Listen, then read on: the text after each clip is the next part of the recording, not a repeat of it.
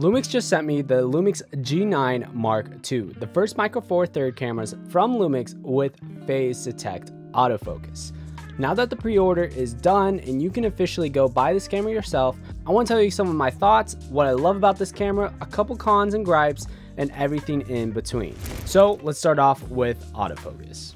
What you're seeing right now is a couple of quick tests of the autofocus on this camera, and to my surprise, it's actually really good. Not only does it have the human body, human eye, and the animal features like the S5 IIX does, but it also has new autofocus features for like car and motorcycle.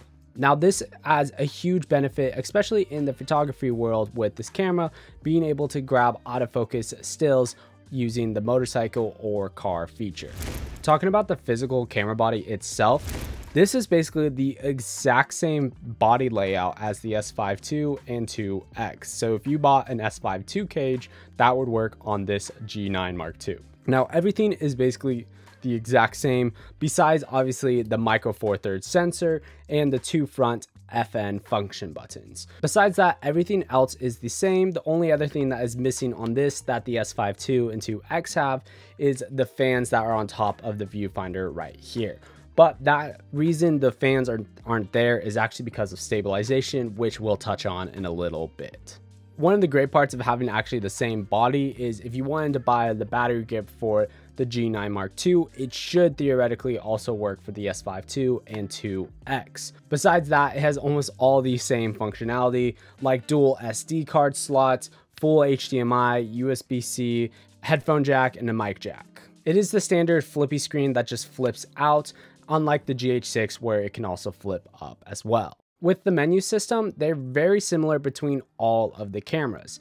On the S5 II, on the S5 IIX, the GH6, and the G9 Mark II, basically all the menu systems are almost identical with a few features changing here and there, which kind of leads me into a tiny gripe of mine. I own the GH6, I own the S5 IIX, and I own the G9 Mark II now. But the challenging part is you can save your settings and load your settings to any other camera. The G9 Mark II can go to a G9 Mark II, the GH6 can go to the GH6, the S5 II can go to the S5 II. But however, you can't take your GH6 settings and put it into the G9 Mark II, or you can't take your S5 IIX settings and put it onto the G9 Mark II. Even if like 95% of the settings are the exact same, I would have wanted the 95% to get transitioned over. Instead, you have to manually go in and switch all of your settings if you own a second camera and you want the settings to match the same. That's just a personal gripe because I own 3 different camera bodies but have all the exact same menu systems. I wish I was able to copy 95% of the settings that are the exact same and transfer them over to this camera instead of having to manually do it every single time I have a different body. Now the price for this camera is about $1,900 before tax, and honestly, it's a really solid camera for that price point. Now before we get into all the video specs, I do want to mention that this is definitely supposed to be meant for a photo first camera. Now, the reason I'm not really talking about any photography specs is because I'm not a dedicated photographer. I'm a videographer and a filmmaker by trade. Now, with that said, there is still a ton of cool features like having real-time Lut, a high-res photo mode, a mechanical shutter speed of 14 frames per second, or an electronic one being at 75 frames a second. There is a ton of cool features. Being able to shoot star photography handheld in this camera, there's a ton of different things that you can use in this camera in the photo realm. But I want to start talking about a couple of the video specs and things that I actually find extremely interesting to myself. Now, diving into the video specs, this camera can shoot 5.8K OpenGay or 4:3. It can shoot 5.7K up to 60 frames a second in 10-bit. It can shoot Cine 4K and normal 4K up to 120 frames a second. Also, majority of these being in 422 10-bit. There's a lot of all intra options. There's a lot of long GOP options. There's a ton of different video options. On top of all of that, this camera can also record internally Apple ProRes.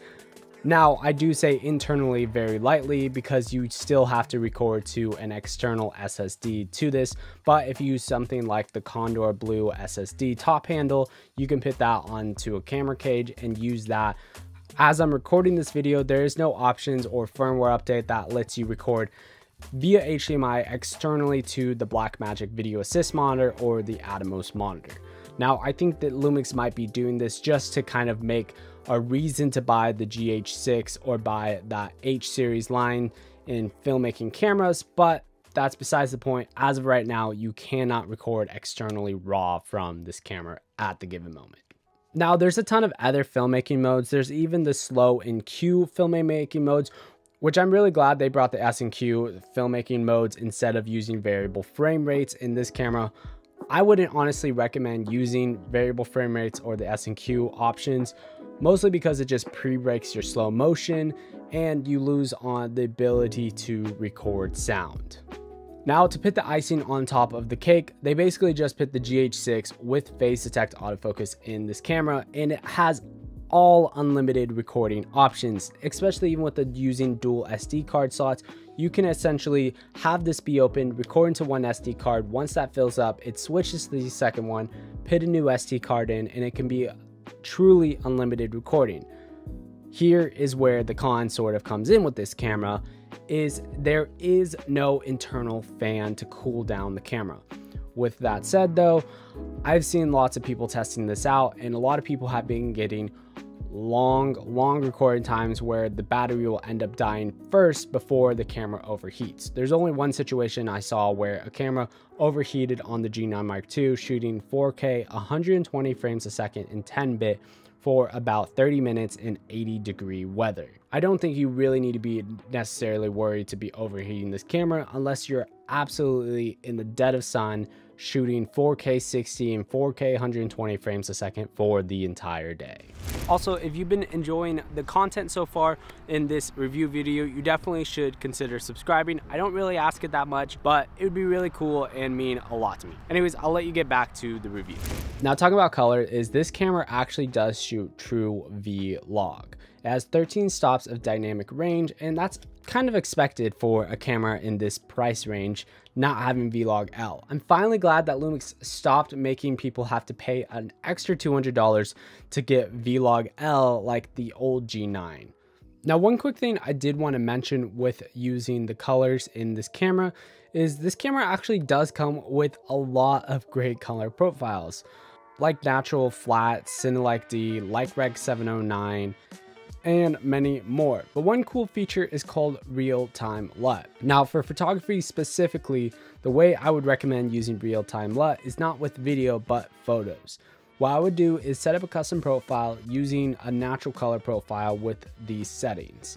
And then you go to the bottom and then you can add your LUT. Now make sure you're shooting in RAW/JPEG or just RAW, and you're able to get not only the photo in a JPEG format using the real-time LUT, but you also can get a RAW format photo in just the natural color profile before your real-time LUT is getting applied. So that's just how I would recommend using the real-time LUT on the Lumix cameras. Now, talking about something not specifically for this camera, but just in Micro Four Thirds cameras in general, is lenses and lens choices. Now, one really cool thing about using a Micro Four Thirds camera is you can basically convert that Micro Four Thirds camera to any other lens with an adapter. But if you choose to shoot natively using just standard Micro Four Thirds class like the 12-35 or 12-60 or anything else in between, there is something you should know. Now, when you compare this lens to a full frame camera, the depth of field is double what it is. So say you're shooting on an f1.4 on a Micro Four Thirds camera, that depth of field in a full frame perspective would actually be an f2.8, but with the light of an f1.4. Now, working it backwards, say for example you have a full frame camera shooting at an f4 and your Micro Four Thirds camera shooting at an f4, your Micro Four Thirds camera would be looking like an f8 depth of field, while your full frame will be just the depth of field of an f4. But when you move your aperture back to an f2 on the Micro Four Thirds camera, not only are you getting the same depth of field as the f4 on the full frame camera, but you're getting the light of an f2 instead on the Micro Four Third camera. Now, one really cool and specific thing that you can use this technique for is doing any product shoots. For example, you can get the depth of field of an f4 while still getting the light of an f2. Or say you need a depth of field of an f8, but you need the light of an f4. That's where the advantages of a Micro Four Third camera comes in, especially when you need a lot of things in focus at a close range. Now, lastly, before I tell you who I would actually recommend buying the Lumix G9 Mark II, I do want to talk about the new stabilization with this camera. Now, this camera has 8 axes of stabilization on this camera. Now, the coolest thing about the stabilization is actually when you start activating the gimbal-like stabilization. So using the electronic stabilization, you can use high, standard, or just completely off. Before using standard, you can get pretty good stabilization and walking shots. But now with this camera, you can almost practically have a gimbal-like footage by turning it on high. This is absolutely insane. You can film sports, you can film people walking, real estate shots, almost anything you need without using a gimbal. Now, whether that is a pro or a con, really it depends on what you consider. It's great that you don't need a gimbal and you could just use a camera, but it might be holding you back because you might not be an expert on knowing how to use a gimbal because you rely on your stabilization. Or if you're so used to shooting on cameras with amazing stabilization, it might be a disadvantage when you want to move on to a cinema camera that has no in-body image stabilization. So it's kind of a pro and a con. I absolutely love it because it just makes the standard run and gun filmmakers' jobs so much easier when the stabilization is almost getting to the point of gimbal-like. Now, overall, I think this camera is absolutely a stunning product from Lumix. But who would I actually recommend this for?